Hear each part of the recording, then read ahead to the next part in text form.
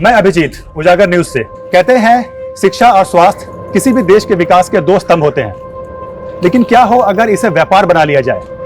क्या यह किसी नागरिक के मूलभूत अधिकारों के साथ खिलवाड़ नहीं होगा?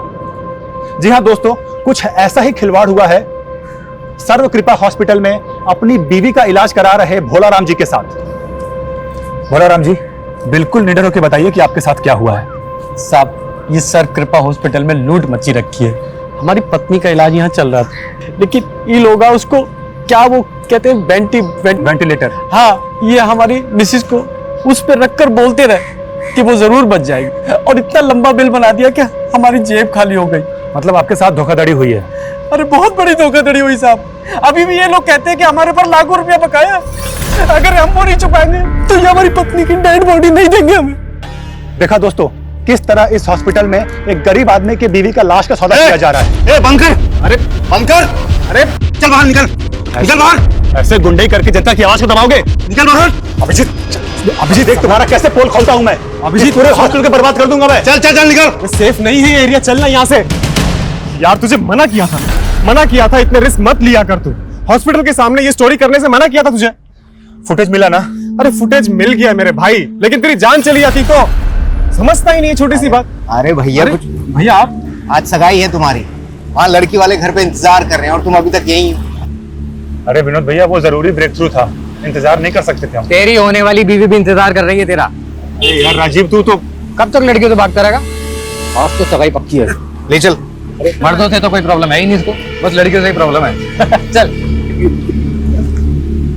अब तो दोनों बहनें एक ही घर में, इससे अच्छी क्या बात हो सकती है आपके लिए? जी पापा, हम तो बहुत लकी है, हमारी प्यारी बहन वर्षा ही हमारी देवरानी बन रही है। क्यों विनोद जी? हाँ राखी जी, बड़ा भाग। हाँ भाई, आप बड़ा भाग वाला है तू। हाँ बैठ अभिजीत। भाई सच सच बता, पसंद आई हमारी साली साहिबा?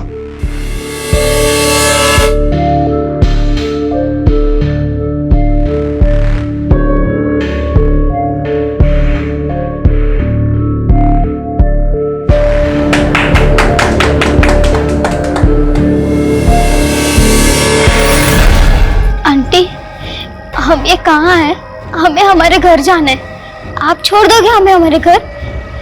हमारे पापा ढूंढ रहे होंगे हमें।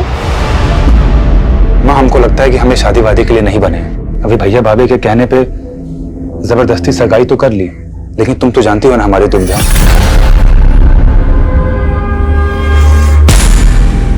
माँ, हम इस दुनिया को एक सच बताना चाहते हैं, और वो सच है। तुम क्या कर रही हो यहाँ पर? नहीं, वो आपकी मम्मी के खाने का टाइम हो गया है ना, इसीलिए आए थे। माँ, हम आते हैं।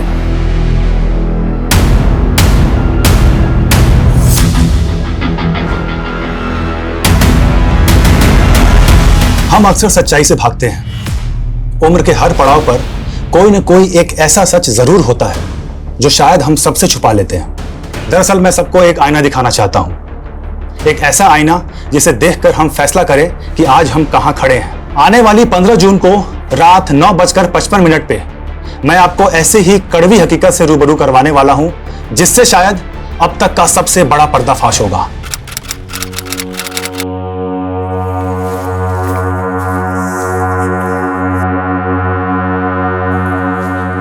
अरे अभिजीत पता नहीं कहाँ रह गया। अरे विनोद भैया, क्या हो गया ये? अरे कुछ नहीं, थोड़ा चक्कर खा के गिर गए थे। अरे बाप रे। अच्छा ये बताइए, अभिजीत को देखा आपने? हमें नहीं मालूम। भाभी भैया, आज 15 तारीख है, 15 जून रात को 9:55 पे वो आज मेरे साथ लाइव आने वाला था, वहां पे किसी चीज का खुलासा करने वाला था। फोन भी नहीं लग रहा है यार उसका, पता नहीं कहाँ रह गया है। 2 दिन से गायब है और आप लोग आज आ रहे हैं। आपने आखिरी बार कब देखा था उसे? सर 15 जून की दोपहर तो उसने हमारे साथ लंच किया था, उसके बाद पता नहीं कहाँ गायब हो गए। तो क्या उसके गायब होने का राज इस वीडियो से जुड़ा हो सकता है जिसमें वो किसी का खुलासा करने वाला था? आने वाली 15 जून को रात 9:55 पे मैं आपको ऐसे ही कड़वी हकीकत से रूबरू करवाने वाला हूं, जिससे शायद अब तक का सबसे बड़ा पर्दाफाश होगा। हमें तो कुछ समझ नहीं आ रहा सर, आप ही कुछ मालूम कीजिए। ये चोट कैसे लगी आपको? सर वो अचानक से लो बीपी हो गया था चलते चलते, तो सड़क पे गिर गया, उसी से लग गई। अभिजीत ने ये वीडियो कहाँ रिकॉर्ड किया था? सर अभिजीत ने 1 साल पहले ही सोशल मीडिया पे उजागर न्यूज नाम से एक चैनल खोला था। उसके लाखों में फॉलोअर्स हैं और उसके 15 जून के खुलासे वाले वीडियो इनविटेशन को भी लाखों हिट्स मिले। हैरानी इस बात की है कि अभिजीत के कैमरामैन तो कहीं नहीं पता कि 15 जून को वो क्या खुलासा करने वाला था। कहीं उसके गायब होने की कहानी का इस खुलासे से कोई ताल्लुक तो नहीं? लग तो ऐसा ही रहा सर। अगर ऐसा है तो हमारे लिए जानना जरूरी है कि 15 जून को वो क्या खुलासा करने वाला था। उसका लैपटॉप, ईमेल आईडी की डिटेल्स, कॉल रिकॉर्ड सब निकलो। लेट्स फाइंड आउट कि अभिजीत ने आखिरी बार किससे और क्या कम्युनिकेट किया था। Okay sir.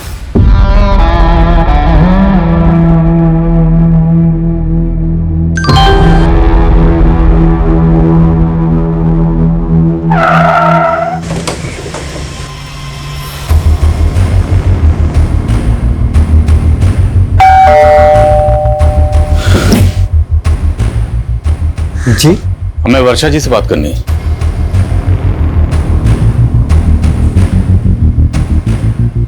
वर्षा जी, 15 जून की शाम को अभिजीत की फोन पर आखिरी बार बात आपसे हुई थी। उसके बाद से वो लापता। आपकी अभिजीत के साथ फोन पर क्या बात हुई थी? आई एम सॉरी वर्षा जी, लेकिन हम आपसे शादी नहीं कर सकते। ऐसा क्यों बोल रहे हैं अभिजीत? वो हम आपको वजह भी नहीं बता सकते वर्षा जी।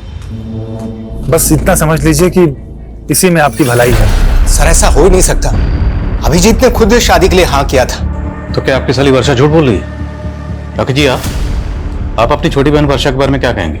सर हमारे बहन में कोई कमी नहीं थी, सारी कमी अभिजीत में है। अब कहना क्या चाहती हैं? अब हमें लग रहा है कि अभिजीत शायद इस वजह से भागा होगा ताकि वो हम लोगों को फेस ना कर पाए कि उसने रिश्ता क्यों तोड़ा। अभिजीत 15 जून की रात को कोई बड़ा खुलासा करने वाला था लाइव आकर, और आपको लगता है कि इतना निडर पत्रकार इस वजह से गायब हो गया? नहीं सर, राखी के कहने का ये मतलब नहीं है। दरअसल हम लोगों को भी ये सुनकर बहुत धक्का लगा कि अभिजीत ये रिश्ता तोड़ना चाहता था। Sir 1 minute. बिरदास चौक पे लाश मिली है।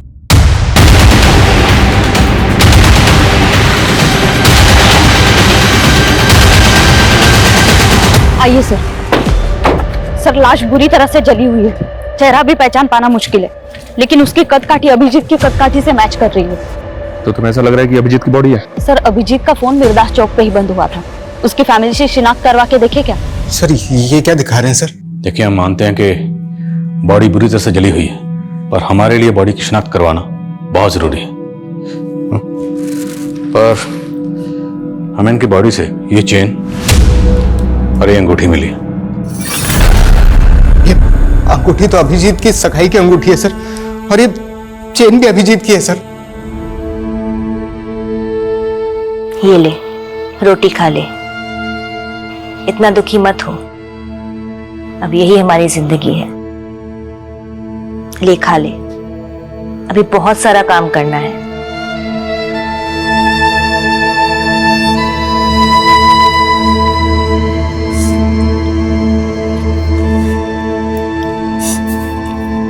चलो अच्छा है, कम से कम आज तुम कुछ खा तो रही हो। ये भी कोई खाना है? हमारे पापा रोज हमें ब्रेकफास्ट में कॉर्नफ्लेक्स खिलाते हैं और स्कूल के लंच में पराठे। तू कौन से क्लास में पढ़ती थी? 6th। चलो हम तुम्हारा टेस्ट लेते हैं। ये अखबार में जो लिखा है पढ़ने आता है ना? हाँ आता है पढ़ने। तो पढ़ो। भारत जल्द ही 5 ट्रिलियन की अर्थव्यवस्था होगा।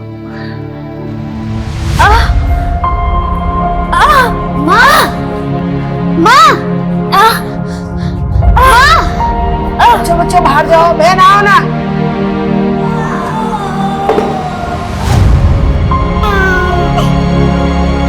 हमारा नया दोस्त आ गया। सर पीएम रिपोर्ट के हिसाब से पहले अभिजीत को बुरी तरह से पीटा गया। लेकिन सर किलर ने ऐसा क्यों किया? इसलिए कि उसको आइडेंटिफाई नहीं किया जा सके। अगर ऐसा था तो फिर अभिजीत की बॉडी पर उसकी चेन और अंगूठी इंटैक्ट क्यों थी? यहाँ तक कि उसके बाजू पे जो टैटू था वो भी उसके भाई ने आइडेंटिफाई किया। पहचान मिटाने की कोई कोशिश नहीं की गई। किलर ने अभिजीत को जिंदा जला दिया सर। ऐसा लग रहा है जैसे किलर की अभिजीत के साथ कोई गहरी रंजिश थी। अभिजीत के लैपटॉप से क्लू मिला? साइबर टीम अभिजीत के लैपटॉप और मोबाइल का डेटा रिकवर करी है सर। लेकिन सर, अभिजीत का फोन पिछले कई दिनों से अतुल नगर में काफी एक्टिव था। अतुल नगर में कहाँ जाता था? ये तो नहीं पता, लेकिन अतुल नगर में जितने भी सीसीटीवी हैं सबकी फुटेज मंगा रहा हूँ। और अभिजीत का कैमरामैन प्रथमेश, उसने कुछ बताया? नहीं सर, उसे इस बारे में कुछ नहीं पता।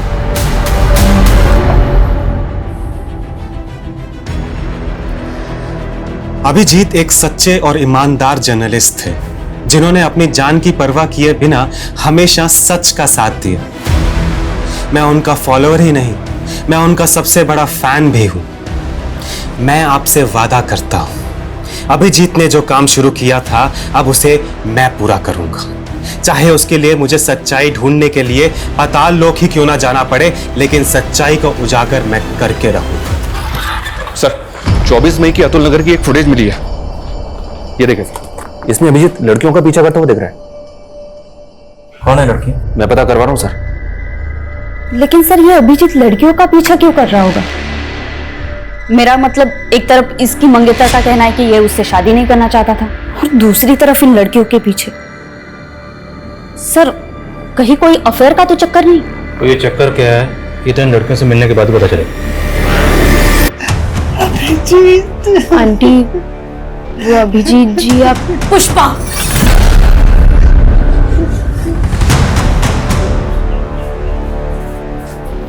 जी माँ जी को क्या बताना है और क्या नहीं बताना ये तुम्हारा काम नहीं है। तुम जाओ। हम उन्हें वो अभिजीत जी हम देख लेंगे, तुम जाओ यहाँ से। और हाँ, अब से काम पे मत आना। जी, अब हम तुम्हें अफोर्ड नहीं कर सकते। हमारी माँ का ख्याल हम खुद रखेंगे। तुम जाओ।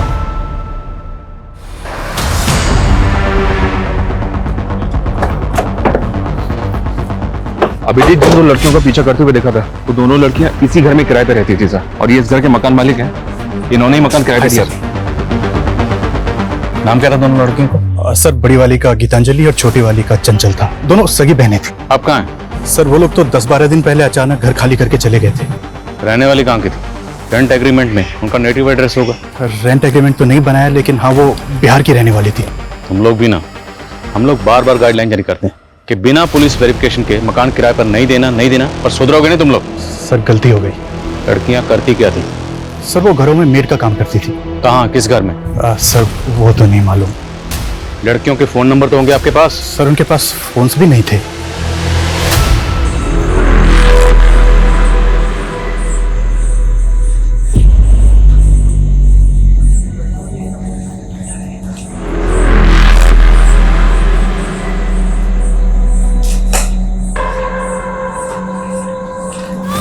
जी सर, मैं अपडेट करता हूँ। जय हिंद। सर, एक बीएन सर्विसेज नाम की एजेंसी है, इसने चंचल और गीतांजलि इन दोनों का फोटो आइडेंटिफाई किया है।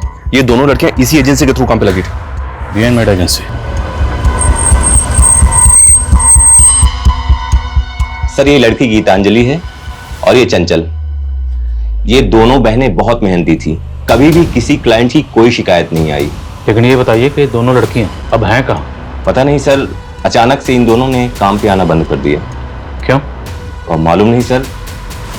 इन दोनों को एक मीरा नाम के एजेंट ने इंट्रोड्यूस करवाया था। इन दोनों लड़कियों के एड्रेस प्रूफ और डॉक्यूमेंट्स हमें दीजिए, और इनका जो एजेंट था मीना, उसकी डिटेल्स भी दीजिए। सर, ये एजेंट है मीरा। आप सभी जानते हैं कि अभिजीत मेडिकल माफिया के खिलाफ काम कर रहे थे। उसके सारे सबूत अब मेरे पास हैं। ये उन हॉस्पिटल्स की लिस्ट है जिनके पास लाइसेंस ही नहीं, और इनके कितने सारे डॉक्टर्स ऐसे हैं जिनके पास डिग्रीज तक नहीं, जैसे कि doctor Gopal Sharma. Hello doctor Gopal, जो वीडियो मैंने भेजा है तुमको, उसे मैं बहुत जल्दी अपलोड करने वाला हूं। तुम चाहते क्या हो? सर, कहाँ है? चंचल और गीतांजलि, इन दोनों बहनों की आईडी फेक है। क्या? जी हाँ सर, और इन दोनों बहनों का जो एजेंट है मीना, उसकी भी सारी डिटेल्स फेक निकली। अब इन तीनों का कुछ पता भी नहीं चल रहा है। अभिजीत इन दोनों लड़कियों का पीछा करते हुए देखा गया था। ये दोनों लड़कियां गायब हो गई। क्या इन दोनों लड़कियों और इस एजेंट मीना की अभिजीत के कत्ल में इन्वॉल्वमेंट तो नहीं? लग तो मुझे भी ऐसा ही रहा सर, कोई ना कोई इन्वॉल्वमेंट तो होनी चाहिए। इन तीनों के लिए लुकआउट नोटिस जारी कर दिया है। सर, अभिजीत की मंगेतर वर्षा के बारे में एक बात पता चली है सर, उसकी पहले भी शादी हो चुकी है। What? जी सर, वर्षा का पहला पति कुणाल मर चुका है सर। उसकी मौत संदिग्ध हालात में हुई थी।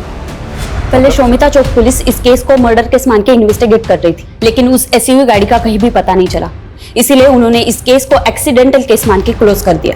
ये अभिजीत मर्डर केस भी कम चौंकाने वाला नहीं, और इन दोनों केसेस की कॉमन कड़ी है वर्षा।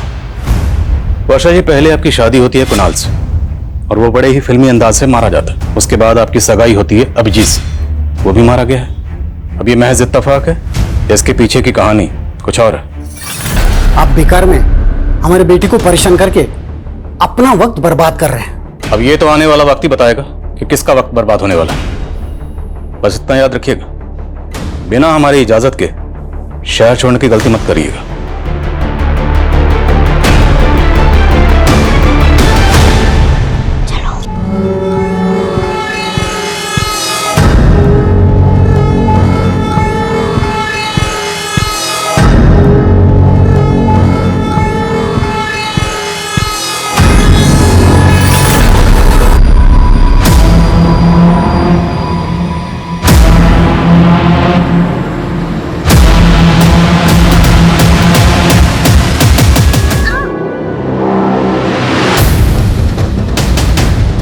सर,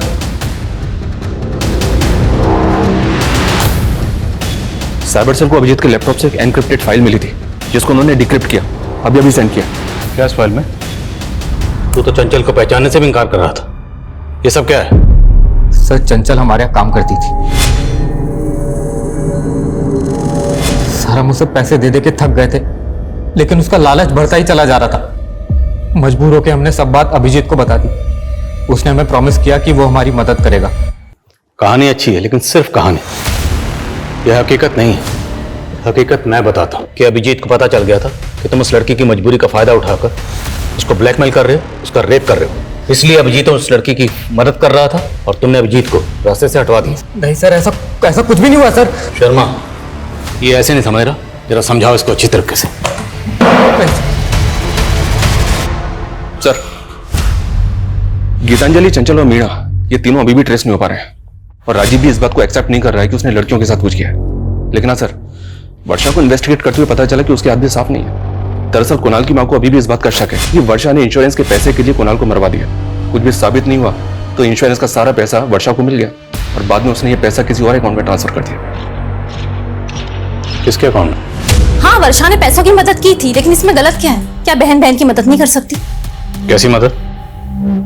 विनोद को करीब 2 साल से बिजनेस में काफी नुकसान हो रहा था। इनका पार्टनर इन्हें बहुत परेशान कर रहा था, पैसे वापस मांग रहा था। विनोद को पैसे वापस देने थे तो वर्षा ने मदद कर दी। लेकिन परेशानी तो फिर भी कम नहीं हुई। कुछ दिन पहले अटैक हुआ था ना पे। उस दिन पुलिस स्टेशन में इस चोट के बारे में पूछा तो झूठ बोल दिया। सर, वो अचानक से लो बीपी हो गया था, चलते चलते तो सड़क पे गिर गया। लेकिन इन सब बातों का अभिजीत के मर्डर से क्या लेना देना?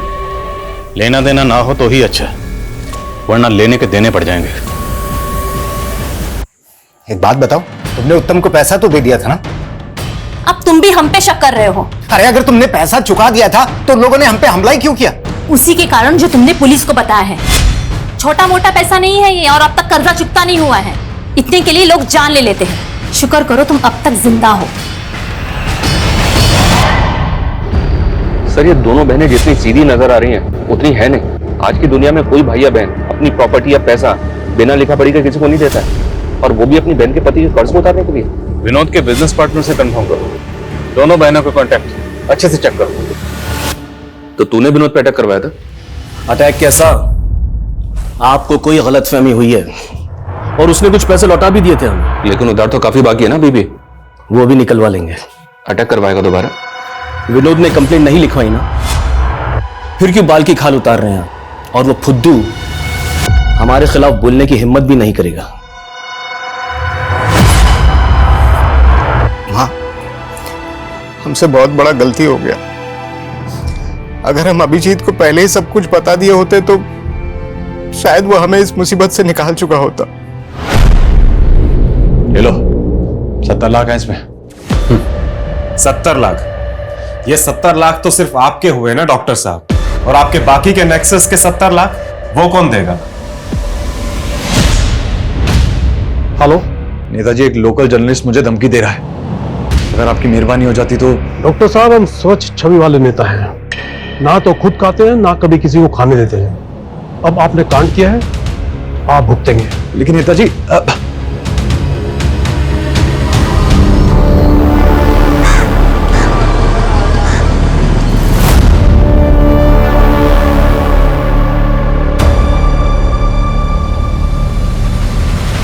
हम थक गए ये करते करते। अभी और कितने खून बहाने पड़ेंगे? ये हमारा तीसरा अबॉर्शन है।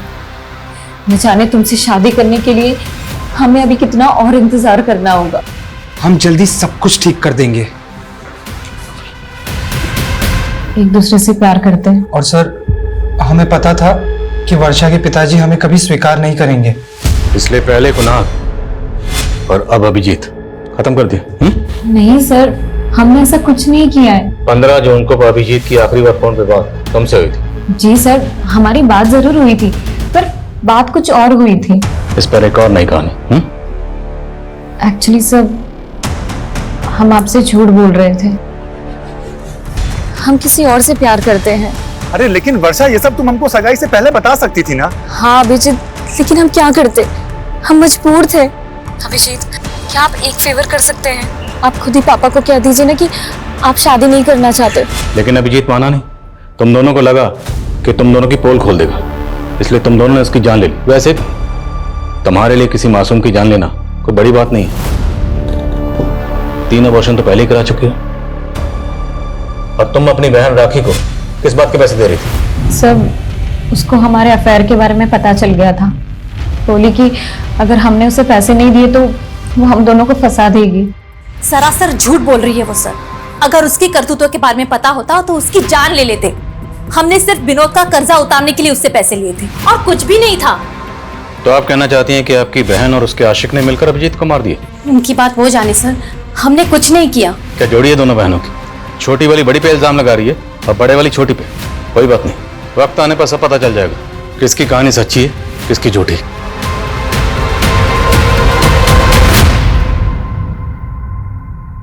वो आपकी सास की केयर टेकर, क्या नाम है उसका? पुष्पा।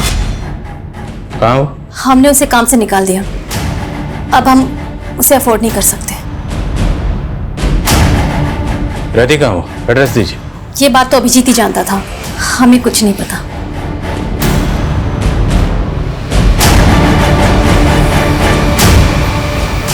सर, कहीं राखी पुष्पा को लेकर भी तुमसे कुछ नहीं छुपा रही है? हो सकता है कि इसीलिए पुष्पा को जानबूझ के गायब कर दिया क्योंकि वो कोई राज जानती थी। या फिर पुष्पा को खेल करके इस राखी पे कड़ी नजर रखो और पता करो कि पुष्पा कहाँ गायब, और उसके लिए लुकआउट नोटिस जारी कर दो।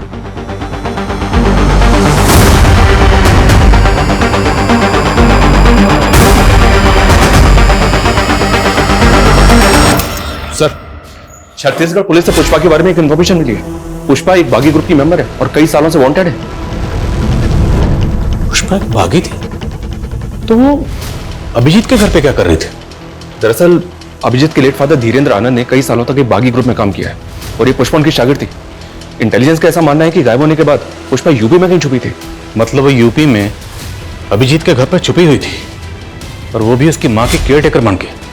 अभिजीत उसको लेकर आया, उसकी मदद कर रहा था। और सवाल यह है कि अभिजीत बागी की मदद क्यों कर रहा था? क्या अभिजीत खुद एक बागी था? चेक करो सब जगह चेक करो।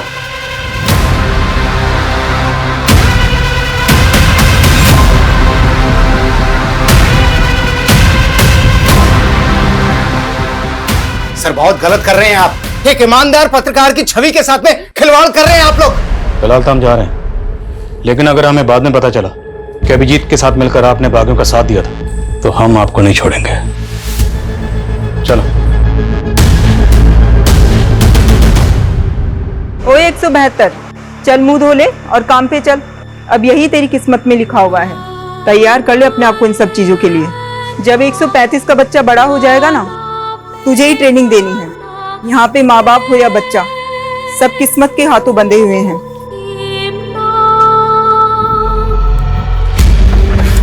हो सकता है ये अभिजीत भी अपने फादर की तरफ भागी हो। ये और पुष्पा दोनों किसी सीक्रेट मिशन पर थे। जैसे ही मिशन पूरा हुआ, अभिजीत ने अपनी मौत का ड्रामा रचा।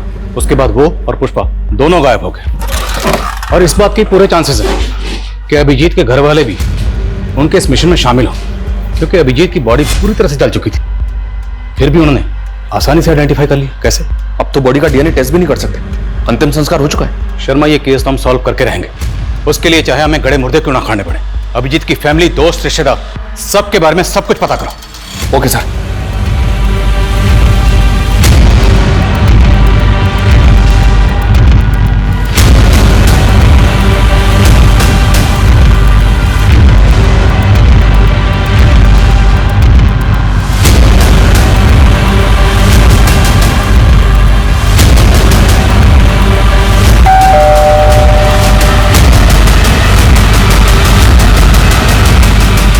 सर, इतना सारा कैश? सर ये मेरा कैश नहीं है सर। तो किसका? सर ये तो अभिजीत का है। अभिजीत के लिए फंड इकट्ठा कर रहा है। आखिर ये अभिजीत करना क्या चाहता है? अभिजीत? सर उसका तो मर्डर हो गया ना। साले, अभी बोल रहा है अभिजीत का कैश। सर ये उसी की ईमानदारी का मोल है जो हम बेईमानी से कमा रहे हैं। मैं, राखी और उत्तम साथ में मिलकर के ये काम कर रहे हैं सर।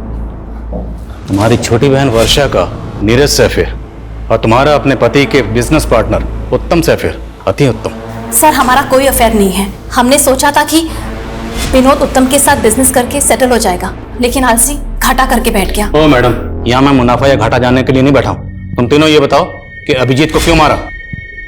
सर हमने अभिजीत को नहीं मारा है, बल्कि उसकी मौत का फायदा उठा करके हमने सिर्फ डॉक्टर गोपाल शर्मा से पैसे ठगे थे।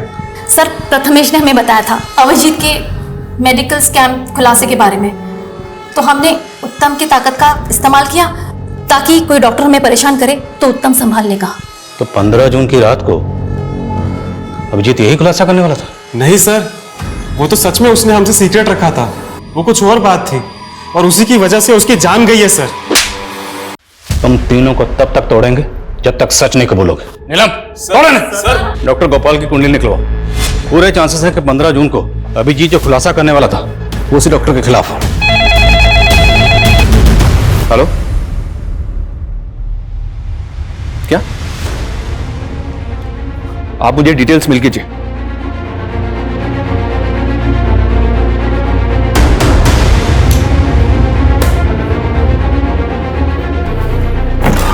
सर, हमारी मेन सस्पेक्ट गीतांजलि की तो मौत हो चुकी है। गीतांजलि मर चुकी है? जी हाँ सर, ये देखिए, कोई बॉडी क्लेम करने के लिए नहीं आया तो उसका अंतिम संस्कार कर दिया। चौंकाने वाली बात यह सर कि गीतांजलि की कलाई पे बिल्कुल वैसा ही टैटू था जैसा अभिजीत की कलाई पे था। ये देखिए सर, अभिजीत के टैटू में 186 नंबर लिखा है और गीतांजलि के टैटू में 81 नंबर लिखा है। दोनों टैटूज वैसे तो दिखने में सेम है, सिर्फ नंबर और डिजिट्स का फर्क है। क्या ये कोई सीरियल नंबर हो सकता है? और इन टैटूज का हमारे सस्पेक्ट्स में से और किससे कनेक्शन हो सकता है? राजीव, वर्षा, नीरज, राखी, प्रथमेश, उत्तम या फिर पुष्पा?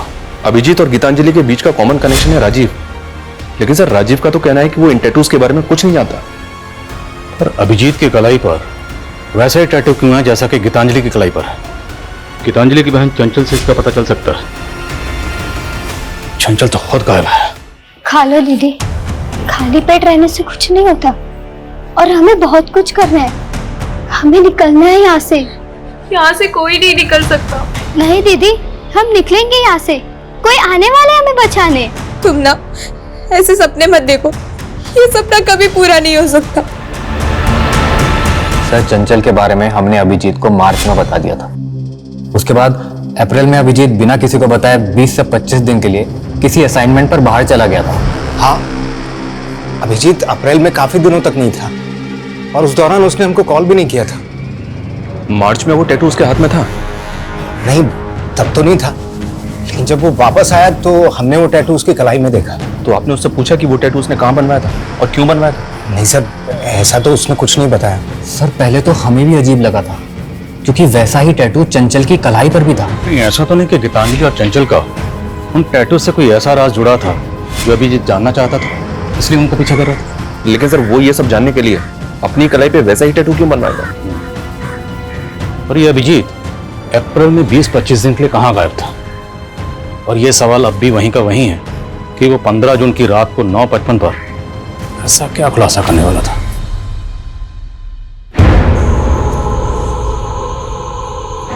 देखो, हम जानते हैं चंचल और गीतांजलि के अलावा तुम लोगों के साथ यहाँ पर क्या हो रहा है।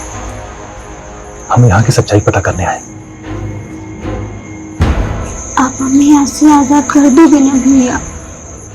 हाँ, लेकिन उसके पहले तुम्हें सब बताना होगा कि यहाँ पर हो क्या रहा है। मैं भारत, मैं एक विशाल लोकतंत्र हूँ, बहुत तेजी से बढ़ती अर्थव्यवस्था हूँ, पर देखो मेरी गरिमा पे ये कैसा दाग लगा है। ये कैसा दाग लगा है? ये दाग हम सबको मिलकर धोना है। और ये फोल्डर बनाया गया 14 जून को। वो ना हो, ये जो 15 जून को खुलासा करने वाला था, ये लाइंस उसकी उसी स्पीच का हिस्सा है। लेकिन सर इसका तो कोई क्लू ही नहीं मिल रहा है कि ये खुलासा क्या था, किसका था और किसके लिए था।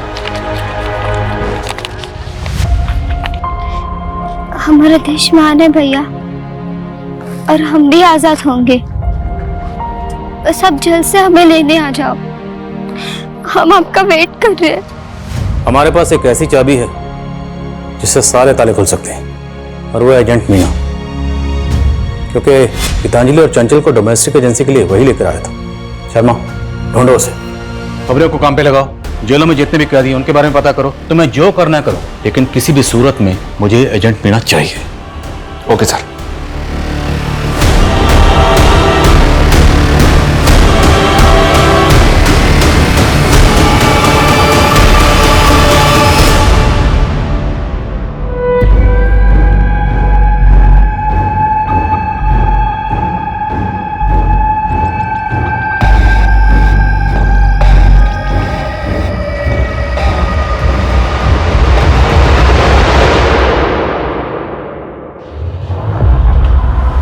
मीना, चेक करो।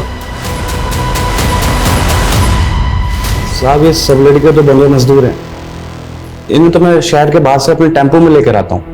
मेरा काम है इन्हें घरों में काम दिलाना, और अगर कोई गड़बड़ करने की कोशिश करते तो हमको वापस कैंप भेज देते हैं। कैसा कैंप? कहाँ है ये कैंप? कैंप के बारे में मैं कुछ नहीं जानता। ये तो मुझे शहर के बाहर एक जगह पे मिलती हैं सब। कैंप का कोई बंदा लेके आता है इनको। ये सब करवाता कौन है? मालिक कौन है? साहब, इसके बारे में मुझे कुछ नहीं पता। सबसे पहले हमें ये पता करना होगा ये कैंप है कहाँ। इस नेक्सस ने बहुत गहराई तक अपनी जड़ें फैला रखी। ड्रोन कैमरा यूज करने की परमिशन निकलो। पूरा शहर और उसके आसपास जितने एरिया सब जगह स्कैन करो। कोई भी एरिया छूटना नहीं चाहिए।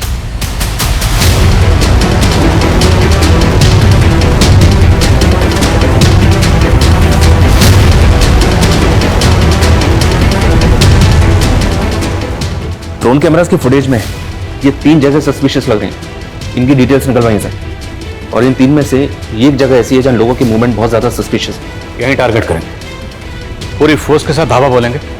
तैयारी करो। Okay sir.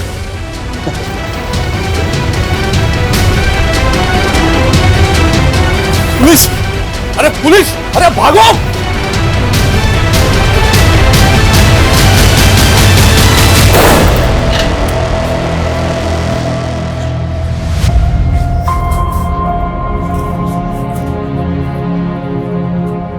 डरो मत, हम लोग आप लोगों को बचाने आए हैं। आपको अभिजीत भैया ने भेजा है ना?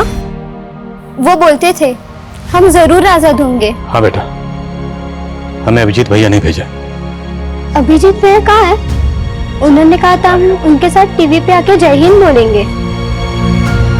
बेटा, मुझे अभिजीत भैया नहीं भेजा है आप सबको लाने के लिए, और उन्होंने कहा जब मैं आपसे मिलूं तो आपसे बोलूं कि आप जोर से जय हिंद बोले। जय हिंद। जय हिंद। तुम लोगों को बंधुआ बनाकर उन पर जुल्म करते थे। कब से चला ये सब? साहब, काफी टाइम से हमारे लोग हर शहर में फैले हुए साहब। अगर हमें कोई अनाथ या कोई मजबूर मिलता था, हम उन्हें अपना कैंप में लेके आते साहब, और हम बच्चे लोग को भी किडनैप करके लेके आते साहब। अब ये बताओ कैंप में उनसे करवाते क्या थे? साहब जैसे गीतांजलि और उसकी बहन चंचल, है ना? दीदी को पूरा भरोसा था कि एक दिन हम उस जंजाल से बच निकलेंगे। देखना चंचल, एक दिन आएगा जब हम आजाद होंगे और बहुत ही बेहतरीन जिंदगी जिएंगे, ऐसी नहीं।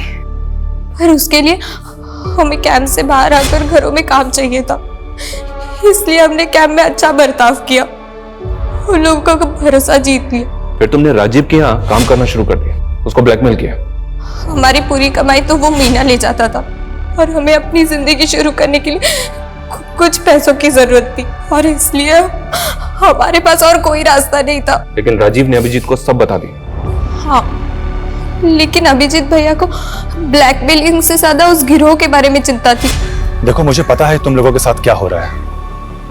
मैं तुम्हारी मदद करना चाहता हूँ, लेकिन उसके लिए मुझे तुम्हारे जैसे मजदूर बन के ही उस कैंप में घुसना पड़ेगा और अपने हिडन कैमरे से सब कुछ रिकॉर्ड करना होगा कि वहां पर एक्चुअली में हो क्या रहा है। फिर हमने उन्हें वहां घुसने में मदद की और वो हमारे कैंप में शामिल हो गए। साहब, मुझे शक हुआ कि अटेंडेंस रजिस्टर में गड़बड़ दिखा साहब, और वो कमीना पत्रकार वो मौका देख के भाग गया और गीतांजलि ने उसको मदद की थी कैंप में घुसने के लिए साहब। इसलिए तुम लोगों ने गीतांजलि को मार दिया और उसके बाद जब तुम लोगों को पता चला कि 15 जून को अभिजीत को खुलासा करने वाला है तो उसको भी मार दिया। साहब, हमारे लोग ने अभिजीत पे नजर होगा साहब। बोल, अपने बाप का नाम बोल।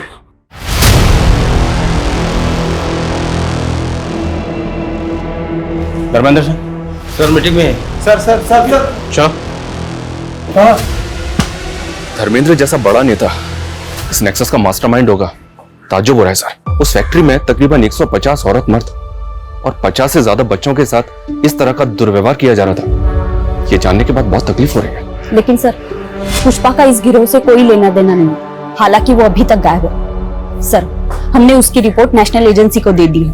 ये बहुत ही अफसोसनाक है कि एक तरफ जहां हमारे मुल्क में 5G टेक्नोलॉजी लॉन्च हो रही है, हमारे मुल्क की इकोनॉमी तेजी से आगे बढ़ रही है, वहीं आज भी 2022 में भी एक तरफ काला अंधेरा छाया हुआ है, जहां कुछ लोगों के साथ अमानवीय बर्ताव किया जा रहा है।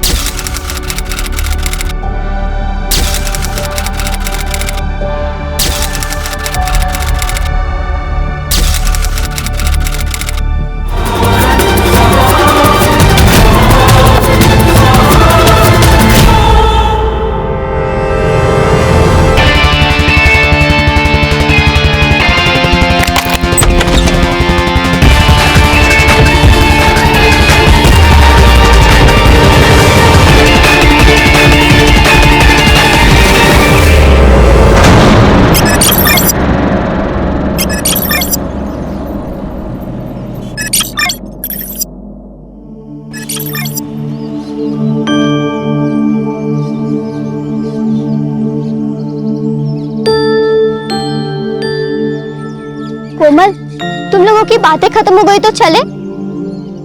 कोई देख लेगा तो प्रॉब्लम हो जाएगी।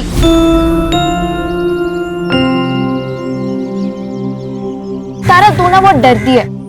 कोई आ जाएगा, कोई देख लेगा तो क्या होगा? अरे सही तो कह रही है कोमल, कोई आएगा देखेगा तो क्या बोलेगा कि चाय पीने रुक गई थी और क्या। ये लो कोमल, ये लो। ठीक है, तू बैठ यहाँ आराम से, चाय पी, खाना खा, मैं जा रही हूँ। अरे रुक, मैं आ रही हूँ। अरे यार, ये तारा ना हमेशा हड़बड़ी में रहती है, कभी आराम से बात नहीं करने देती। और तू चाय पिलाते रहेगा या बताएगा भी कि तू उससे प्यार करता है? अरे पर मैं उसको बताऊं कैसे? कोमल, चल ना। तू ही हंसने डालता, वरना वो मुन्ना ना फिदा है तुझ पर। तू ही पढ़ इन सब चक्करों में, मुझे पढ़ाई करनी है। ए तारा, रुक इधर, चल थोड़ा काम कर, मेरे साथ काम कर, चल काम कर। आजोबा, आपने शराब पी हुई है? तो पिए। तो कुछ नहीं, अगर आप शराब पी सकते हो तब अपना काम भी खुद कर लो। ए रुक रुक, किधर जा रही है? ए किधर जा रही? रुक रुक रुक। आजोबा क्या करते हैं? थोड़ा दिलाना। आजोबा क्या करते हैं? सना चाहिए क्या? पापा, मैं तेरे को क्या कर? क्या कर रही है? मैं तेरे को क्या करता हूँ? इन्होंने शराब पी रखी है तो तूने भी पी रखी है क्या?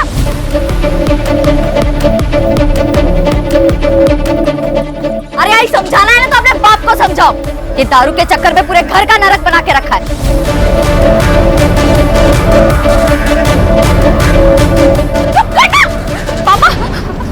हो गया। अपनी बेटियों को काबू में रख, वरना तू बहुत पछताएगी। बहुत पछताएगी तू। देख देख क्या करता हूँ मैं तुम लोग को, देख क्या करता हूँ। क्या है?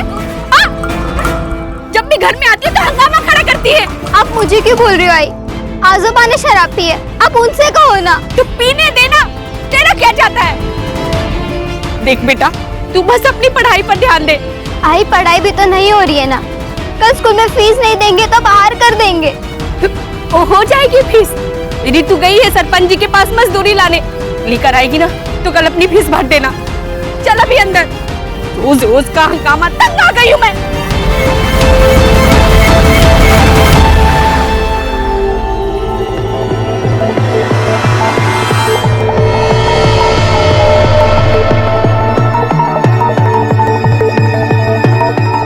मालकिन,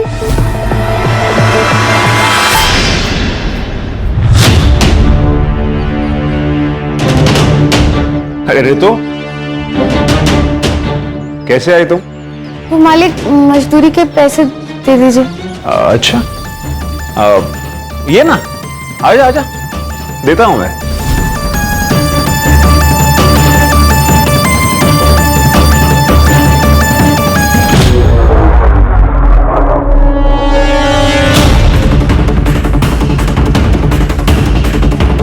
कुछ खाएगी? नहीं मालिक, आप मुझे मेरे पैसे दे दीजिए, मुझे घर जाना है, बहुत देर हो रही है। अरे टेंशन मत ले तू, तुझे छोड़ दूंगा मैं अपनी गाड़ी से। ये रहे तेरे मजदूरी के पैसे।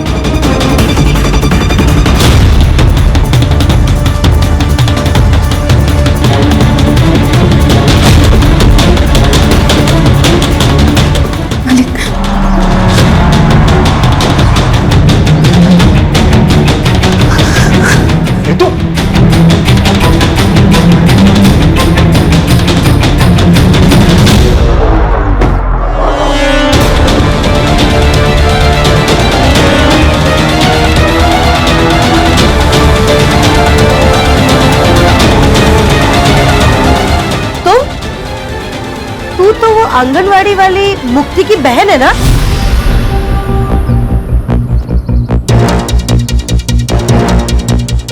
यहाँ क्या करने आई है? खेत में काम किया था ना, उसकी मजदूरी लेने आई थी। आई मैंने ही कहा था कि घर आके मजदूरी लेना। अच्छा? तू जा।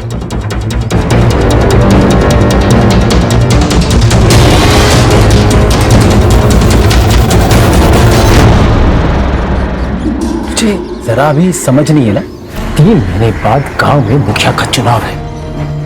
एक गलती, चुनाव इधर का उधर हो जाएगा।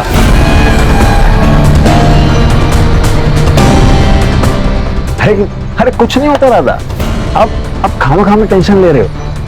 वैसे आप तो एक तैयार है। चलो चलो, पीते पीते बात करते रहो। अरे चलो यार। ठीक है काकी, तो आपकी वो वैसे भी मायके गई हुई है, उन्हें प्रेगनेंसी के 4 महीने बाद एक टीका लगवाना था। वो आप उन्हें फोन करके बता दीजिए, वो किसी भी डॉक्टर से लगवा सकती है। हाँ बोल दूंगी। काकी थोड़ा पानी मिलेगा, प्यास लगी थी। लाती हूँ, रुको।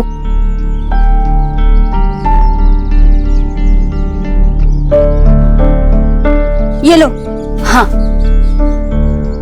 हाथ आगे करो, मैं पानी डालती हूँ। ऐसे तो कोई किसी जानवर को भी ना पानी पिला। क्या मतलब? रहने दीजिए, आप नहीं समझोगे। मैं समझाता हूँ। गुरु तुम यहाँ क्या कर रहे हो? तो इनकी जगह दिखानी पड़ेगी। गुरु सुनो तो सही। काकी, इसकी कोई जरूरत नहीं। इंसान को इंसान क्यों नहीं समझते आप लोग? बताइए काकी, हम लोग ऐसा क्या करें कि आप हमें इंसान समझने लगे, जानवर नहीं? हाँ, इंसान समझने लगेंगे तब भी तुम लोगों की जगह यही रहेगी, दरवाजे के बाहर। गुरु रहने दो।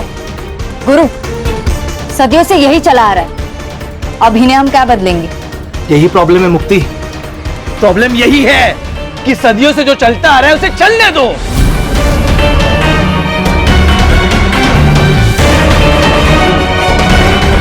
कि नहीं? एक बात सुनिए आप लोग, अब ऐसा नहीं होगा, बदलना पड़ेगा। काकी बदलना पड़ेगा। चल गुरु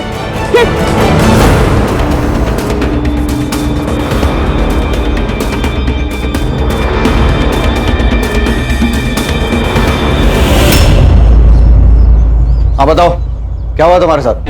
आज शाम को मैं खेत से काम करके वापस लौट रही थी, तभी वो एकलव्य ही था जिसने हमला किया? हाँ सर। मतलब 6 फुट के आदमी को तुम मार के भाग गई? हाँ सर, ऐसा ही हुआ। हंस क्यों रहे हैं आप?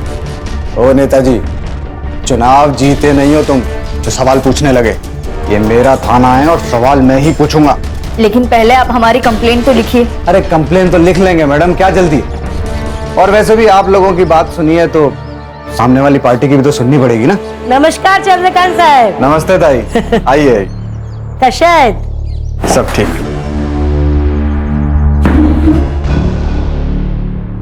क्या रे जया, ये सब क्या तमाशा लगा के रखा है? तमाशा कुछ नहीं है, तुम्हारे बेटे ने रितु का रेप करने की कोशिश की। मुझे इसका रेप करने की क्या जरूरत है? ये तो वैसे भी पैसों के लिए मेरे साथ संबंध बनाती है। इंस्पेक्टर साहब, ये झूठ बोल रहे हैं, हमारी बेटी ऐसी नहीं है। ये जया का बाप साईनाथ सर, आप ही ने तो पकड़ा था कच्ची शराब बनाने के मामले में। और ये लड़कियां, ये तो इस गुरु का ही सुनेंगी ना। इसे चुनाव तो जीतना है। क्या बोला रे तू? क्या बोला तू?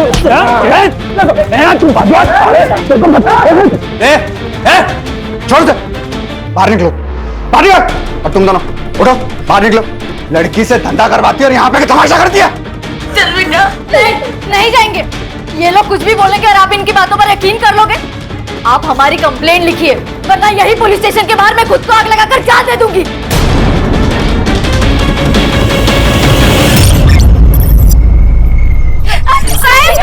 साहब, हमारी रितु को यहाँ लेकर जा रहे हैं। मेडिकल में सेक्सुअली एक्टिव होना है इसका मतलब, समझती है? पैसे लेकर रेगुलर सेक्स करती है। पैसे रितु ने नहीं, आपने लिए, वो भी उस चित्राताई से। ये चुप, ज्यादा बोली ना तो पूरे परिवार को अंदर कर दूंगा। रिपोर्ट दर्ज करवाते हो।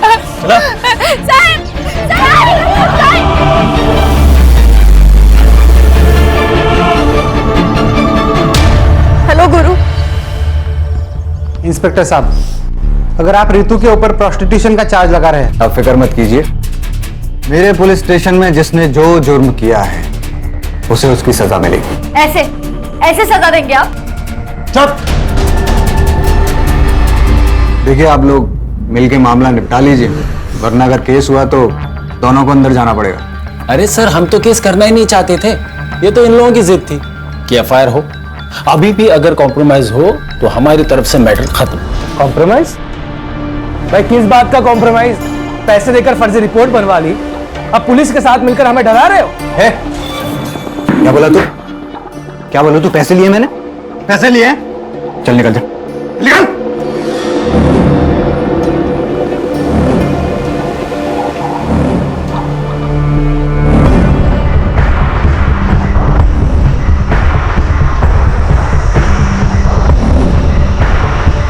जया, सुनो मेरी बात। ये कोर्ट कचहरी का मामला है और केस खत्म होने के लिए सालों लग जाते हैं। ये केस लड़ने के लिए और ये वकील बाबू को फीस देने के लिए पैसे हैं तेरे पास?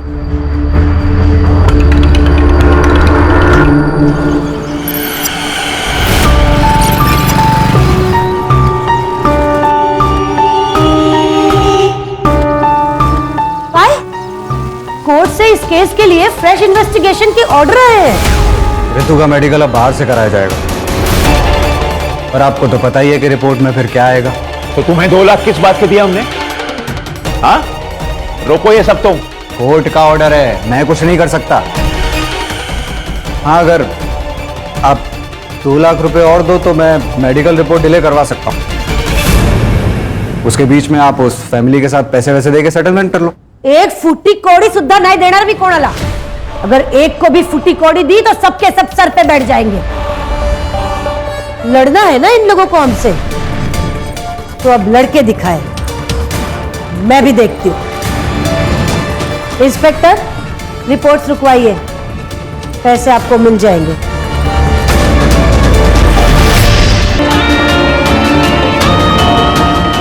कोमल, तू ना इस तारा के साथ मत घुमा कर। तुझे पता नहीं कैसी लड़की है और इसकी बहनें।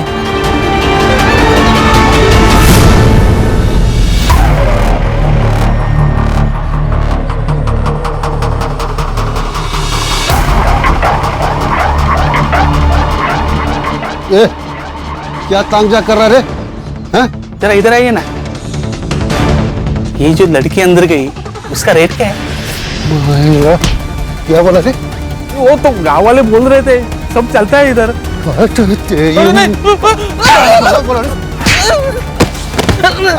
नहीं, वो गांव वाले बोल। लगता बेटियों से खूब कमाई कराई गई है, तभी तो सरकारी अनाज छोड़कर सब्जियां खरीदने आई है। अच्छा सुन, एक बात बता, सिर्फ रितु को भेजती थी अजिंक्य और एकलव के पास, या मुक्ति और तारा भी जाती थी?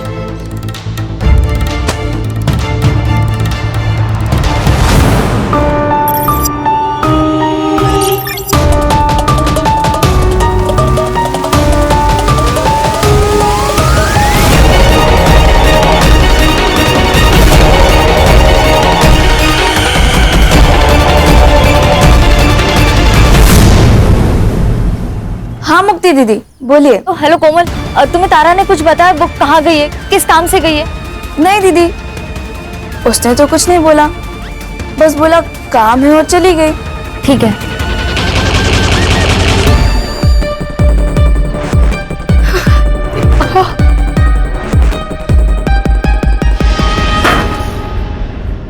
ए, संभाल के रख, पूरे 4 लीटर है, 2-4 दिन में वो आदमी आएगा लेने के लिए। रितु कहाँ है? वो तो आपके साथ गई थी ना? गई तो थी, लेकिन वो तो पहले ही जंगल से आ गई।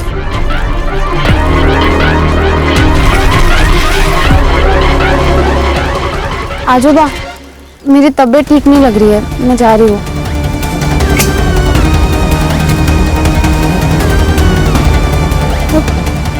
पापा, रितु घर नहीं आई और तारा भी स्कूल से घर वापस नहीं आई।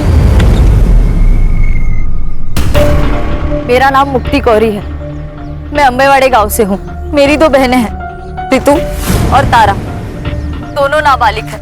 वो कल दोपहर से दोनों गायब हैं और यहाँ के पुलिस इंचार्ज चंद्रकांत पाटिल वो उन्हें ढूंढना तो दूर FIR तक नहीं दर्ज करवा रहे, क्योंकि वो इस गांव के सरपंच चित्रा जोशी और उनके 2 बेटे अजिंक्य और एकलव्य जोशी, इन दोनों को बचाना चाहते हैं। मैं सारे नेता और सारे अधिकारियों से पूछना चाहती हूँ, अगर गरीब होना, पिछड़े समाज का होना एक अपराध नहीं है, तो मुझे और मेरे परिवार को न्याय कब मिलेगा?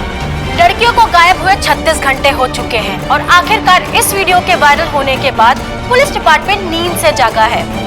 अम्बेवाड़ी पुलिस स्टेशन की पूरी टीम को सस्पेंड कर दिया गया है और एक नई टीम को असाइन किया गया है। अब देखते हैं ये टीम क्या कमाल दिखाती है। Now it's up to them कि वो जल्द से जल्द रितु एंड तारा कोरी को सही सलामत ढूंढ निकाले।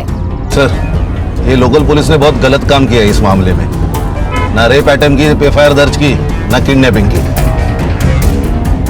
इसलिए देखिए हमारे पास आया है काम, जल्द से जल्द दोनों लड़कियों को ढूंढना है और हमारे डिपार्टमेंट के ऊपर जो कीचड़ उछाले जा रहा है इसको रोकना है।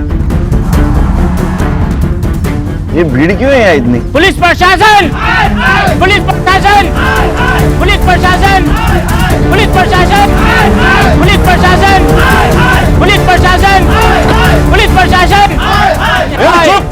क्या हो रहा है? क्या है? ए चुप! क्या है इतना पब्लिक? पीछे हटाओ इनको। क्या हुआ? चलो चलो। जय हिंद सर। क्या चल रहा है? जय हिंद। पब्लिक इतना क्यों है यहाँ? सर वो जो मिसिंग केस थी 2 बहनों की अम्बेवाड़ी गांव से, सर अब वो मिसिंग केस नहीं रहा, अब वो मर्डर केस बन गया है। कुछ देर पहले वहाँ एक लाश मिली है लड़की की। मतलब मार दिया उसको? नहीं सर, जो लाश मिली है वो उन दोनों बहनों में से किसी की नहीं है। फिर किसकी है लाश?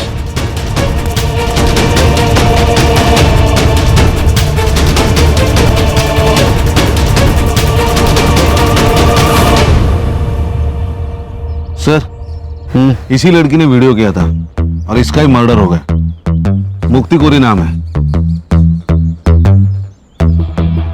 ये इस लड़की की फैमिली है क्या? जी सर। वो जो बूढ़ा है ना, वो लड़की का नाना है साईनाथ, और उसके साथ जो लड़का है उसके साथ इसकी शादी होने वाली थी। गुरु शिंदे नाम है उसका। और सर, इस लड़की ने जो औरत चित्रा जोशी और उसके बेटे अजिंक्य और एकलव्य जोशी का नाम अपने वीडियो में लिया था ना, ये जमीन उन्हीं की है। Doesn't make sense sir. ये देखिए, इसके सर पर चोट आई है, मतलब काफी खून बहा होगा, लेकिन सर यहाँ जमीन पर बिल्कुल भी ब्लड के ट्रेसेस नहीं है। सर इसका मतलब इसे मारा कहीं और गया और यहाँ पे लाके डम कर दिया। सर कल रात को मुक्ति घर पे नहीं आई, इसलिए मुझे और मुक्ति की माँ जया को लगा कि मुक्ति और गुरु रितु और तारा को ढूंढ रहे हैं। मैंने मुक्ति को ड्रॉप किया था घर के बाहर। कितने बजे? लगभग 12 बजे के आसपास दोपहर में। दोपहर को 12 बजे से वो घर पे नहीं थी, तो आपने उसको फोन करने की कोशिश नहीं की? हमारे घर में 2 फोन है, एक मेरा एक मुक्ति का। 2 दिन पहले मेरा फोन कहीं गिर गया था। 2 दिन पहले? मतलब जिस दिन रितु और तारा गायब हो गए उस दिन? हाँ सर। ये रितु और तारा जिस दिन गायब हो गई, उस दिन क्या हुआ था? तुम्हें तारा ने कुछ बताया? वो कहाँ गई है, किस काम से गई है? नहीं दीदी, रितु कहाँ? वो तो आपके साथ गई थी ना। वो तो पहले ही जंगल से आ गई। मतलब रितु और तारा अलग अलग जगह से एक ही टाइम पे गायब हो गए? सर, वो चित्रा है ना, उसके पास बहुत गुंडे हैं सर, वो कहीं से किसी को भी उठा सकती है सर। जहां तुमने मुक्ति को ड्रॉप किया था उस जगह लेके चलो हमको। जी सर।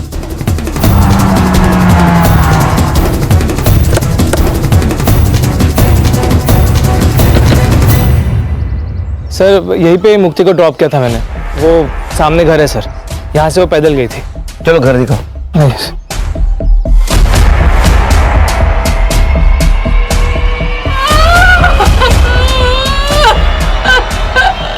देखो, मुक्ति की मौत का अफसोस है हमें, लेकिन रितु और तारा दोनों अभी भी गायब है और जिंदा हो सकती।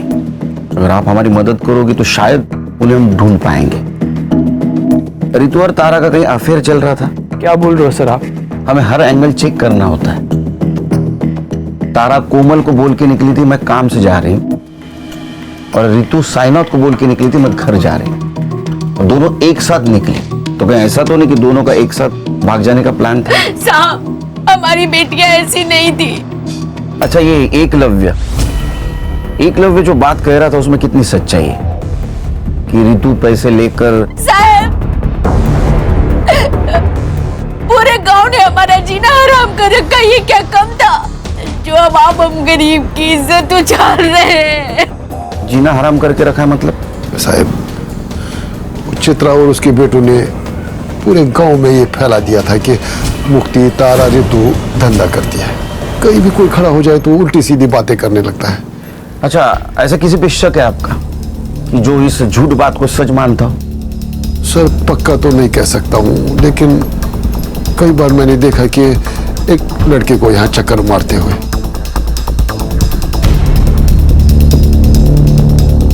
कौन है वो लड़का? साहब नाम तो नहीं पता है, लेकिन हाँ वो बाजार में कोई गिरीश नाम का आदमी है, उसके घर पे भाड़े पे रहता है। सर यहाँ कुछ भी नहीं है। अरे एक बात खटक रही है, दोपहर 12 बजे यहाँ से कैसे कोई गायब हो सकता है? सर, कहीं रितु और तारा की तरह मुक्ति का भी तो प्लान नहीं था गायब हो जाने का?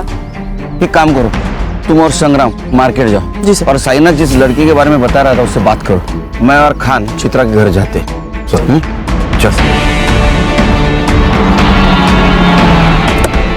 अब सर इतना तो बेवकूफ कोई होगा नहीं ना जो किसी को मार के उसके डेड बॉडी को खुद की ही प्रॉपर्टी पर डंप कर दे।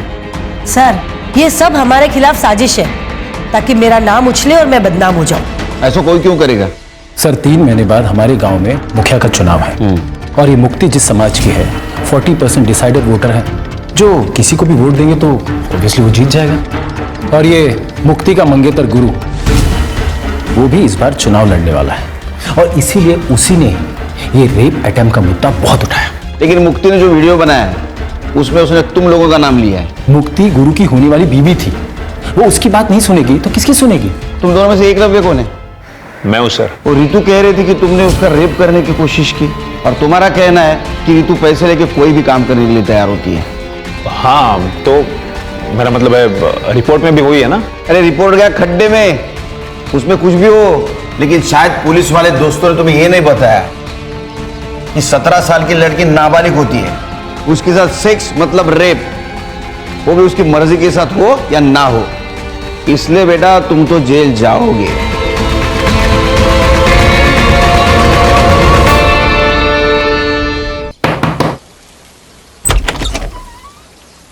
अभिषेक नाम है क्या तेरा? नहीं, मेरा नाम नीरज है, अभिषेक मेरा भाई है। कौन है? देख, जितना भी कुछ बता है सब सच बता दे, बाद में बोलना मत, मैंने मौका नहीं दिया। क्यों चक्कर लगा रहा था उसके घर के? सर मैं एक फैक्ट्री में काम करता हूँ, दिन भर काम करके रात में वैसे ख्याल आते हैं, तो गांव वालों से बहुत दिनों से सुन रहा था कि गांव में कुछ लड़कियां धंधा करती है, तो उसी जुगाड़ में गया था कि कुछ मन बहल जाए मेरा। तो साइनाथ को देख के भागा क्यों तू? अरे मैडम, वो बुड्ढे ने वो आदमी को ऐसा भगाया था कि मेरी तो बोलती बंद हो गई थी। मुझे कुछ समझ में नहीं आया था, मेरी तो हिम्मत ही नहीं हुई उससे बात करने की, तो मैं बिना कुछ बात किए वापस आ गया था। अभी बिना बताए जाना मत कहीं।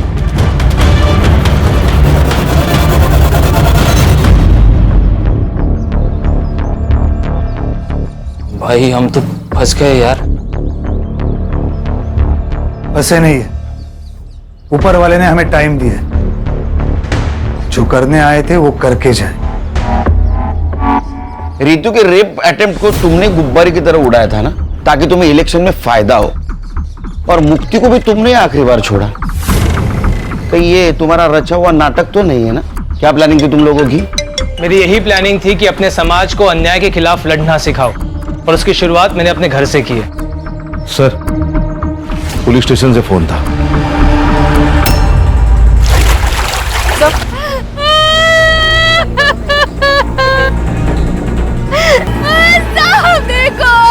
सर बॉडी फूलने के कारण ऊपर आ गई थी और गांव वालों ने हमें इन्फॉर्म किया। बॉडी फूलकर अगर ऊपर आई है तो इसका मतलब 2 दिन हो गए बॉडी को। सर, ये दोनों बहनें जब गायब हुई उसी दिन या उसके दूसरे दिन इन दोनों को मार दिया होगा। सर, मुक्ति डेस्परेटली अपनी दोनों बहनों को ढूंढ रही थी। इट्स पॉसिबल कि उसने उन्हें ढूंढ लिया हो और इस वजह से मुक्ति को मार दिया गया। मुक्ति की सीडीआर रिपोर्ट, पीएम रिपोर्ट का क्या हुआ? सर शाम तक मिल जाएगी, मैं अपडेट करता हूँ। पता तो चले मुक्ति पहले मरी, ये दोनों लड़कियां। कितने साल हो गए तेरे को पुलिस डिपार्टमेंट में?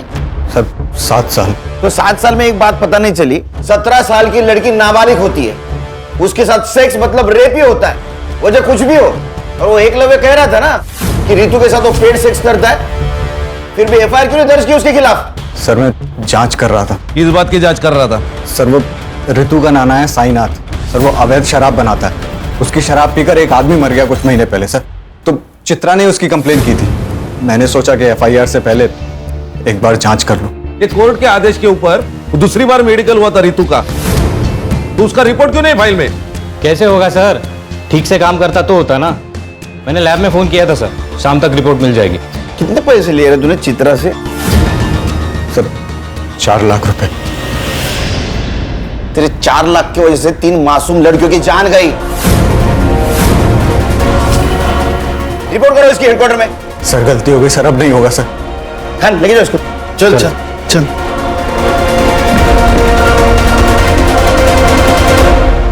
सर, ये मुक्ति की पीएम रिपोर्ट। सर पर चोट लगने की वजह से जो ब्लड लॉस हुआ है, उस वजह से मौत हुई है उसकी। रेप नहीं हुआ है उसके साथ। सर उसकी सीडीआर भी आ गई है सर, ये देखिए। इसके मुताबिक मुक्ति की लास्ट लोकेशन वही थी जहां गुरु ने उसे ड्रॉप किया था, और साईनाथ की लास्ट लोकेशन गांव के जंगल की नहीं, उसके एग्जैक्ट अपोजिट एक शमशान हुए वहां की है सर। और उसके 200 मीटर पे अजिंक्य का सेलफोन एक्टिव था सर, सेम टाइम पे। ये दोनों एक साथ क्या कर रहे थे शमशान भूमि में? No idea sir. और सर इस साईनाथ ने लास्ट फोन तारा के दोस्त कोमल को किया था। साईनाथ ने कोमल को कॉल किया था? साईनाथ जी, आपने तो कहा था कि आप जंगल में थे, इसका मतलब आपके मोबाइल का लोकेशन जंगल दिखाना चाहिए था, लेकिन वो दिखा रहा है शमशान। साहब मैंने पहले ही बोला था ना आपको कि 2 दिन पहले मेरा फोन कहीं गिर गया था। अरे हाँ, इनका फोन गिर गया था। तो आपको ये भी पता नहीं होगा कि आपके फोन से तारा की दोस्त कोमल, उसको फोन किया गया है। तारा ने किया होगा, वो बार बार मेरा फोन इस्तेमाल करती थी। लेकिन उस वक्त तो तारा स्कूल में थी। फिर साहब अब मैं समझा कि ये फोन किसने किया होगा। किसने? याद है सर, तारा की नाना का कॉल नहीं था, बल्कि ऋतु दीदी ने कॉल किया था तारा से बात करने के लिए। तारा ने ये तो नहीं बताया कि ऋतु दी ने कॉल क्यों किया था, लेकिन कॉल करने की थोड़ी देर बाद ही वो कुछ काम के बहाने चली गई थी। तारा का कोई बॉयफ्रेंड? मैम,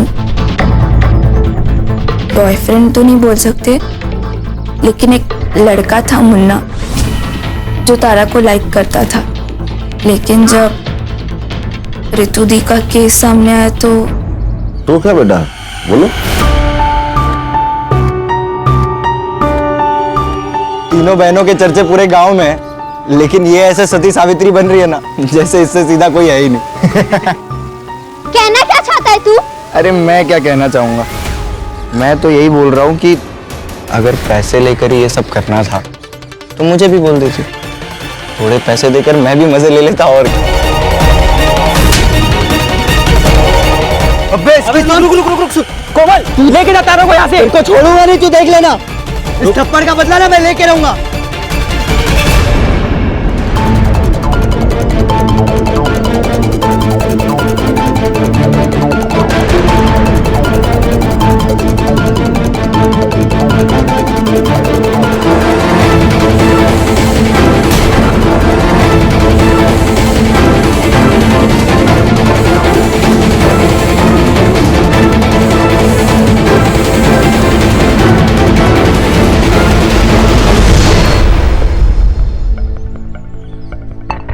क्या हीरो तारा को धमकी दी थी कि थप्पड़ का बदला लेगा? सर, यहाँ खाने कमाने से फुर्सत नहीं, बदला क्या लूंगा? मैं तो हमेशा अपने दुकान पर ही रहता हूँ। आप चाहे तो अभिजीत से पूछ लीजिए। अभिजीत कोमल का बॉयफ्रेंड ना? ये तारा जब गायब हुई उस वक्त तू कहाँ था रे? उस वक्त साहब मैं घर पे था साहब। मैं घर पे था? अरे हीरो तू कहाँ था रे? मैं तो यही दुकान पे था साहब।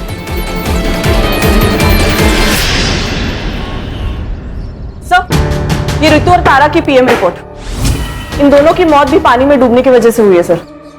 Accidental death? Probably not sir, क्योंकि इन दोनों लड़कियों के साथ रिपीटेडली रेप किया गया था और इनका टाइमिंग ऑफ डेथ मुक्ति की टाइमिंग ऑफ डेथ के 10 से 12 घंटे के बाद का है सर। मतलब इन दोनों लड़कियों को पहले होस्टेज बनाया गया? मोस्ट प्रोबेबली सर, ये ऋतु ने तारा को कॉल करके शमशान भूमि बुलाया। ये दोनों के साथ जो कुछ भी हुआ है ना, उसकी शुरुआत शमशान भूमि से हुई है।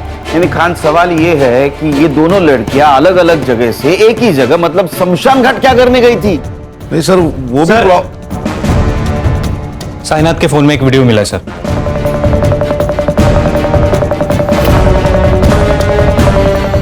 ये करने गई थी। ये ले तेरे पैसे। तुम्हें क्या लगता है कि तुम पैसों से कुछ भी खरीद सकती हो? अपने बेटे की आजादी भी। जब पैसे नहीं लेने थे तो मुझे बुलाया क्यों? ताकि तुम्हारी सच्चाई पूरी दुनिया के सामने ला सकूं कि कैसे तुम्हारे बेटे ने मेरे साथ गलत किया और तुम उसकी गलतियों पर पर्दा डालने के लिए कितने भी पैसे लुटाने को तैयार हो। अच्छा, क्या कर लेगी तू? बता, क्या कर लेगी? ऋतु ने तुम्हें मांडवली के लिए बुलाया, ये वीडियो बनाया, और ये वीडियो प्रूफ के तौर पे समाज के सामने ना आए, इसलिए तुम सबने मिलकर उन दोनों बहनों को मार दिया। सर, हमने किसी को नहीं मारा। तो अजिंक्य क्या कर रहा था स्मशान में? उसको मैंने ही कहा था रुकने के लिए। एक्चुअली त्या दिवशी मी ऑफर केली होती जयाला, पर तब दोनों बहनों ने ना बोल दी कि हम केस वापस नहीं लेंगे। और फिर अचानक एक दिन ऋतु का फोन आया कि 10 लाख रुपए में वो केस वापस लेने को तैयार हो गई है। तब मुझे लगा कि कोई तो साजिश जरूर है, और इसीलिए मैंने अजिंक्य को कार में बिठा के रखा और मैं खुद कैश लेके उसके पास गई थी। और वही हुआ जो मैंने सोचा था। ऋतु ने वीडियो बना लिया। अच्छा, क्या कर लेगी तू? क्या बिगाड़ लेगी तू मेरा? बताती हूँ मैं क्या बिगाड़ लूंगी। मैंने उनको पकड़ने की कोशिश की, लेकिन दोनों बहनें भाग गई। झूठ बोल रही हैं आप। आपको आपके दोनों बेटों को बचाना था किसी भी कीमत पर। अरे बचाना था रेप केस से, एक रेप केस से बचाने के लिए मैं अपने बच्चों को क्या ट्रिपल मर्डर केस में फंसा दूंगी?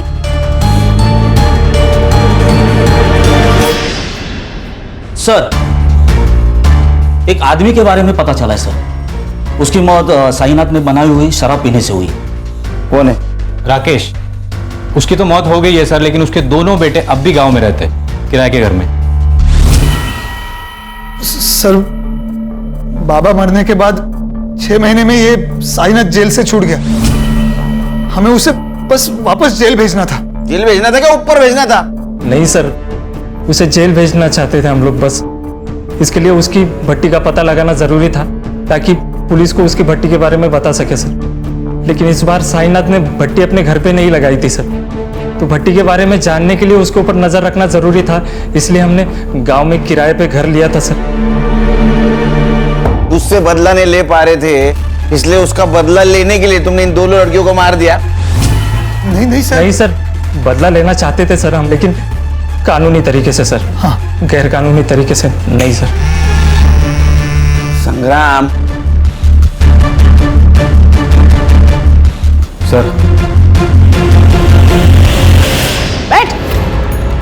तू तो कह रहा था वो रितु और तारा जिस दिन गायब हो गए उस दिन तू घर पे था, लेकिन तेरा मोबाइल लोकेशन स्मशान का दिखा रहा है। ए चल फटाफट बता, सर का गुस्सा बहुत बेकार है। हाँ, तू सह नहीं पाएगा, चल बोल। बताता हूँ साहब, बताता हूँ साहब। मैं तारा के पीछे गया था, लोगों से सुना था कि वो लोग पैसे लेकर सोती है, इसलिए मैंने सोचा मैं भी ट्राई करता हूँ।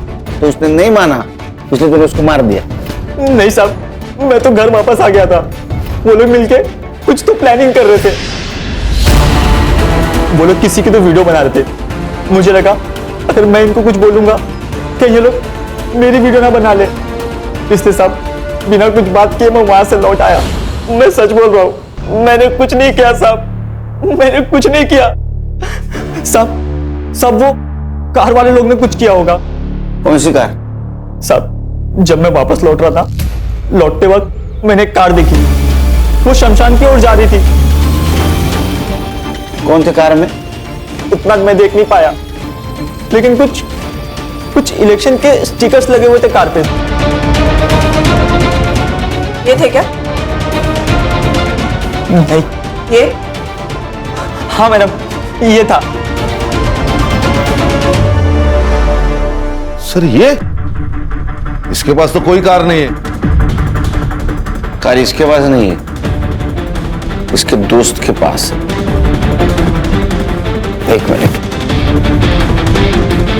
मेरी दो बहनें हैं, रितु और तारा, दोनों नाबालिग हैं।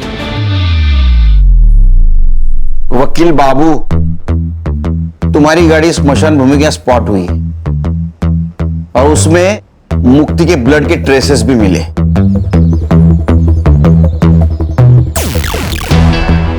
तभी किसी को बचाने के लिए झूठ बोलने में कुछ फायदा नहीं, सच सच बोल दो।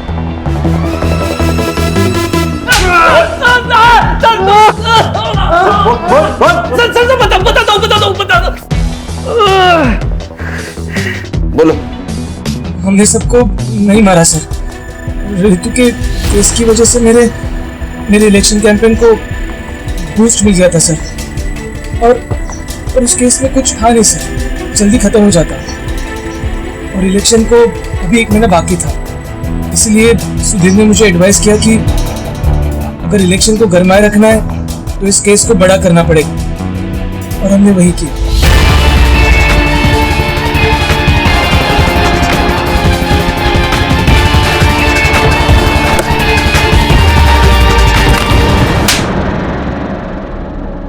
सर, मुझे लगा कि मैं पहले किडनैपिंग के केस को उछालूंगा, बाद में मर्डर केस बना दूंगा, लेकिन एक दिन पहले मुक्ति को पता चल गया कि मेरा इन्वॉल्वमेंट है।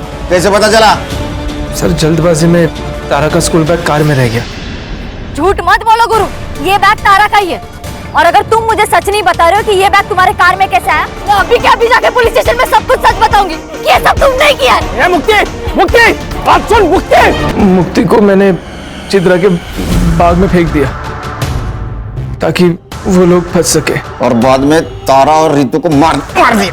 प्लान तो यही था सर, पर उसके पहले वो दोनों भाग गई। उस रात उन दोनों को मारने वाले थे, पर उस दिन गुरु लेट हो गया, मैं नशे में धुत था। पर इतने में पता नहीं कैसे रितु ने अपने आप को खोल लिया, और जब मैं रूम में घुसा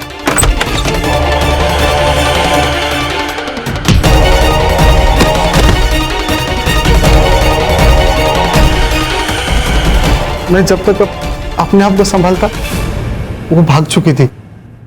तुमने नहीं मारा तो किसने मारा? जिस हालत में वो भागी थी उस हालत में हमारे अड्डे से सिर्फ वो 3 जगह जा सकती थी, हॉस्पिटल, पुलिस स्टेशन और घर। हॉस्पिटल हमारे गांव में है नहीं सर, चंद्रकांत की वजह से पुलिस स्टेशन वो जा नहीं सकती थी, तो हम घर में चले गए और हमारा अंदाजा सही निकला। वो दोनों घर में गई और जया काकी से मिली भी। वो दोनों जया काकी को हमारे बारे में कुछ बता ही नहीं पाई। हम चुपचाप वहां से चले गए।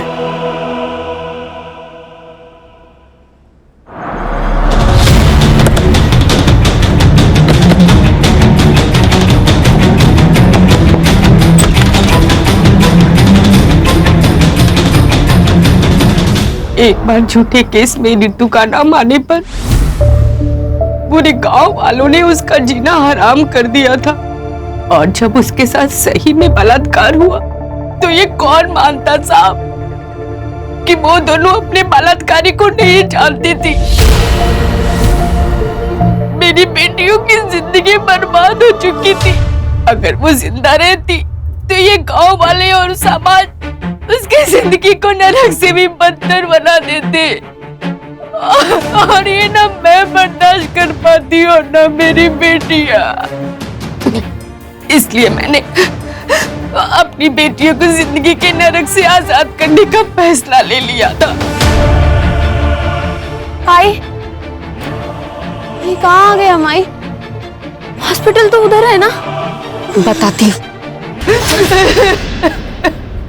आपको पुलिस के पास जाना चाहिए था, वो जरूर कुछ मदद करते आपकी। एक बार गई थी साहब, क्या हुआ? आप लोगों ने उसका तमाशा बना दिया, और मेरे अंदर हिम्मत नहीं बची थी कि मैं अपनी बेटियों का दोबारा तमाशा बनते हुए देखूं। आपके साथ और आपके बेटी के साथ जो कुछ भी हुआ बहुत गलत हुआ, वो इंसानियत के दायरे में नहीं था। लेकिन क्या आपने जो कुछ किया वो सही था?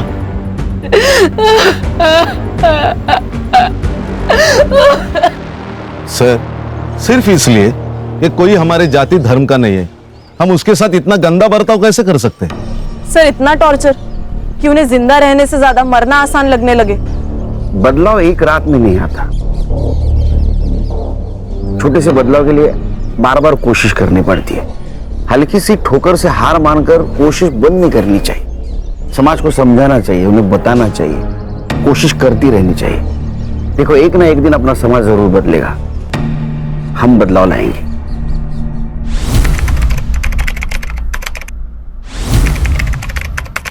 क्राइम पेट्रोल्स के और भी दिलचस्प कहानी देखने के लिए हमारे चैनल को सब्सक्राइब करें और बेल आइकॉन दबाना न भूलें।